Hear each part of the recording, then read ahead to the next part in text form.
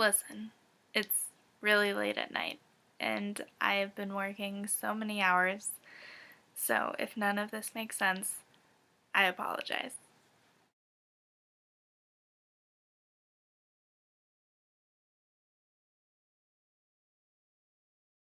Hello!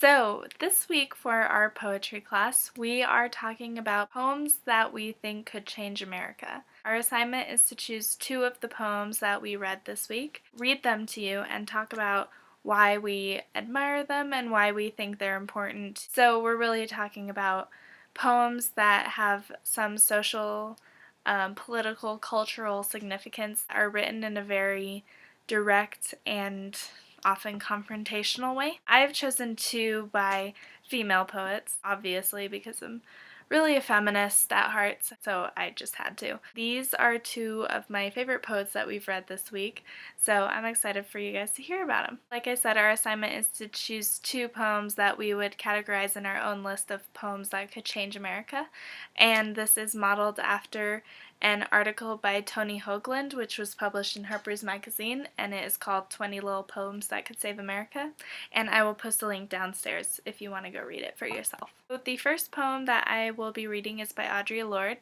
and she is a feminisms poet, which is obvious by the content of this poem, and the poem is called Power. Before I read it, I just want to say that this was written during a time when there was a lot of great change in America, like when all of these poems were written, but it's also really relevant to today, especially when we're talking about things like white privilege and male privilege and things like that. And this one is a little bit long, not as long as the second one that I will read, but it'll be okay. The difference between poetry and rhetoric is being ready to kill yourself instead of your children.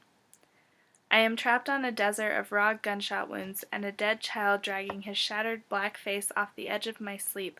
Blood from his punctured cheeks and shoulders is the only liquid for miles, and my stomach churns at the imagined taste while my mouth splits into dry lips without loyalty or reason, thirsting for the wetness of his blood, as it sinks into the whiteness of the desert where I am lost without imagery or magic, trying to make power out of hatred and destruction, trying to heal my dying son with kisses, only the sun will bleach his bones quicker. A policeman who shot down a 10-year-old in Queens stood over the boy with his cop shoes in childish blood, and a voice said, "Die, you little motherfucker," and there are tapes to prove it. At his trial, this policeman said in his own defense, "I didn't notice the size nor nothing else, only the color." And there are tapes to prove that, too. Today, that 37-year-old white man with 13 years of police forcing was set free by 11 white men who said they were satisfied justice had been done, and one black woman who said they convinced me, meaning they had dragged her 4'10" black woman's frame over the hot coals of 4 centuries of white male approval until she let go, the first real power she ever had, and lined her own womb with cement to make a graveyard for our children. I have not been able to touch the destruction within me, but unless I learn to use the difference between poetry and rhetoric, my power too will run corrupt as poisonous mold, or lie limp and useless as an unconnected wire. And one day I will take my teenaged plug and connect it to the nearest socket, raping an 85-year-old white woman who is somebody's mother, and as I beat her senseless and set a torch to her bed, a Greek chorus will be singing in 3/4 time. Poor thing, she never hurt a soul. What beasts they are.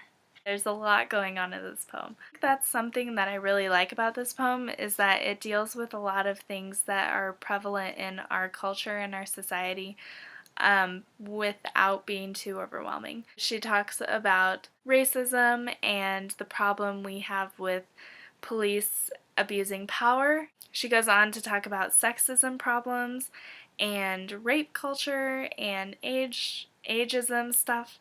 It's a lot going on in one poem. It could be easy to say that this poem gets a little bit lost or a little bit confusing because she's jumping from one thing to another, but I don't think it's too scattered. It flows well from one scene to another, and I think she ties it up well at the end when she talks about the difference between poetry and rhetoric again. The thing about this poem, though, is that she uses a lot of symbolism and a lot of imagery, and that can get a little bit dense. But I think it was necessary because it made the poem a lot more effective and a lot more shocking for readers, so that they'll remember what they read and what those images that they saw in their head, and it will kind of trigger something in them. At least it did for me. So when I first read this poem, I thought, obviously, maybe most of you thought this, I thought immediately of Trayvon Martin. Racial profiling and things like that are still really prevalent in our lives. If you look at Lord's time period of living, she lived right through the civil rights movement, so she was probably saw a lot of that happening during this time. And it's crazy to think that we still have that problem because we like to say that we've made so much progress, but really we haven't when it comes right down to it. It's really struck a chord with me. Not that I've experienced any of that personally, but it just made me angry. And when she talks about the black woman on the jury, that made me more angry. And she talks about the grandmother getting raped, and that made me even more angry. So this poem is really successful because it triggers emotion from the reader, and it makes you really think about what's happening in our society. I mean, it's easy to brush off things because they don't affect you, but when you keep reading in the news about things that are not right, that are still happening, it gets to be too much. And those emotions and things seep into arts and things that you might be reading or looking at for pleasure. It blends those two worlds together, and it's really hard to just brush it off still. It is so effective, and also because she's really telling like 5 different stories through one plot line. I just really liked that she put herself in the poem and connected us to what these events were, and really made us kind of personally connect to what was happening. This is the only poem by Lorde that we have in our book and that we were reading for this week, but I will definitely post a link to probably her profile on poetry.org or whatever the website is that I normally do, because I really do want to read more of her, and I like her style of writing, and I want to see if her other poems are this intense. So that should be interesting, so check out that link down below as well. So the second poem that I'm going to be reading is very, very long, and I tried to find another poem that I could read for this vlog, but I just could not ignore this one because it's so good. So the poem is called Poem About My Rights, and it is by June Jordan, who is another female poet, of course, of course. Even tonight, and I need to take a walk and clear my head about this poem, about why I can't go out without changing my clothes, my shoes, my body posture, my gender identity, my age, my status as a woman, alone in the evening, alone on the streets. Alone not being the point. The point being that I can't do what I want to do with my own body because I am the wrong sex, the wrong age, the wrong skin, and suppose it was not here in the city but down on the beach, or far into the woods, and I wanted to go there by myself thinking about God, or thinking about children, or thinking about the world, all of it disclosed by the stars and the silence. I could not go, and I could not think, and I could not stay there, alone, as I need to be. Alone because I can't do what I want to do with my own body. And who in the hell set things up like this? And in France they say that if the guy penetrates but does not ejaculate, then he did not rape me. And if after stabbing him, if after screams, if after begging the bastard, and if even after smashing a hammer to his head, if even after that, if he and his buddies fucked me after that, then I consented, and there was no rape because finally you understand. Finally they fucked me over because I was wrong. I was wrong again to be me, being me where I was. Wrong to be who I am, which is exactly like South Africa, penetrating into Namibia, penetrating into Angola. And does that mean, how do you know if Pretoria ejaculates? What will the evidence look like? The proof of the monster jackboot ejaculation on black land. And if after Namibia, and if after Angola, and if after Zimbabwe, and if after all of my kinsmen and women resist even to self-immolation of the villages, and if after that we lose, nevertheless, what will the big boys say? Will they claim my consent? Do you follow me? We are the wrong people of the wrong skin on the wrong continent, and what in the hell is everybody being reasonable about? And according to the Times this week, back in 1966, the CIA decided that they had this problem. And the problem was a man named Nkrumah, so they killed him. And before that, it was Patrice Lumumba. And before that, it was my father on the campus of my Ivy League school, and my father afraid to walk into the cafeteria because he said he was wrong, the wrong age, the wrong skin, the wrong gender identity, and he was paying my tuition. And before that, it was my father saying I was wrong, saying that I should have been a boy because he wanted one. A boy, and that I should have been lighter skinned, and that I should have had straighter hair, and that I should not be so boy crazy, but instead I should just be one. A boy, and before that it was my mother pleading plastic surgery for my nose and braces for my teeth and telling me to let the books loose, to let them loose in other words. I am very familiar with the problems of the CIA, and the problems of South Africa, and the problems of Exxon Corporation, and the problems of white America in general, and the problems of the teachers and the preachers, and the FBI and the social workers, and my particular mom and dad. I am very familiar with the problems because the problems turn out to be me. I am the history of rape. I am the history of the rejection of who I am. I am the history of the terrorized incarceration of myself. I am the history of battery assault and limitless armies against whatever I want to do with my mind and my body and my soul. And whether it's about walking out at night, or whether it's about the love that I feel, or whether it's about the sanctity of my vagina, or the sanctity of my national boundaries, or the sanctity of my leaders, or the sanctity of each and every desire that I know from my personal and idiosyncratic and indisputably single and singular heart, I have been raped. Because I have been wrong. Because I have been wrong.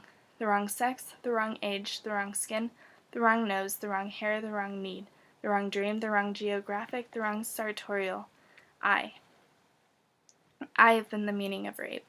I have been the problem everyone seeks to eliminate by forced penetration with or without the evidence of slime, but let this be unmistakable, this poem is not consent. I do not consent. To my mother, to my father, to the teachers, to the FBI, to South Africa, to Bedford Stuyvesant, to Park Avenue, to American Airlines, to the hard-on idlers on the corners, to the sneaky creeps in cars. I am not wrong. Wrong is not my name. My name is my own, my own, my own. And I can't tell you who the hell set things up like this, but I can tell you that from now on my resistance, my simple and daily and nightly self-determination may very well cost you your life. This poem is so intense as well. Not only is Jordan talking about rape culture and rape and all of this very intense stuff that being a woman is, and I think a lot of guys mainly don't really realize how much of this is true, especially walking outside at night. I think this is why I related so personally to this poem, is because I've experienced some of this firsthand. So that gets back to why this poem has kind of a feminism tilt to it. Jordan is talking about who she is, how who she is not a wrong thing to be, and that she shouldn't be ashamed of any of it. That message comes through as you read through the poem, but she still addresses these parts of human existence that are unavoidable. I think that's a really main criteria for me anyway, in how effective a poem will be in changing people's minds and changing people's outlooks and things like that. I really feel that Jordan's poem is one that could change America because it does deal with a lot of things that are specific to American culture and history. The feminism being one aspect of it, the racial part being another aspect. It's something that still needs to be talked about, especially and brought up again and again, not only because we're teaching future generations that this happened, but because it still exists. A key thing that Jordan does with this poem is relate it to everyone, whether they experience sexism or racism or any of that, which is talking about not being good enough or not being right enough for the people that you care about. So she does talk about her parents not accepting her the way she is and wanting her to change who she really is. I think a lot of people can probably relate to that. I'm sure everybody can relate to that because all of us have probably felt that we're not good enough, or that if we changed a couple things about ourselves, then we'd be perfect. Jordan does address a lot of these very complex ideas and social problems, but she does connect it also to something that everybody can relate to, which I think makes the poem that much more effective, because you're talking about specific experiences that are specific to certain populations, but then you're also paralleling it with a shared experience spanning any sex or race or anything like that. Most of Jordan's poem is pointing those things out.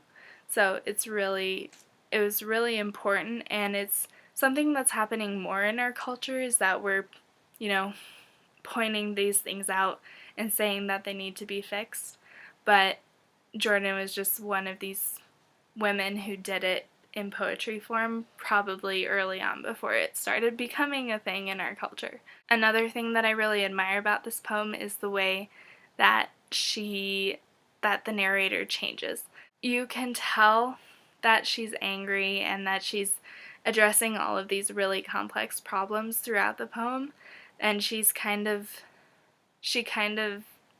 when she talks about other countries and policies in other countries and things like that, it kind of feels like you're getting overwhelmed by how big these problems are.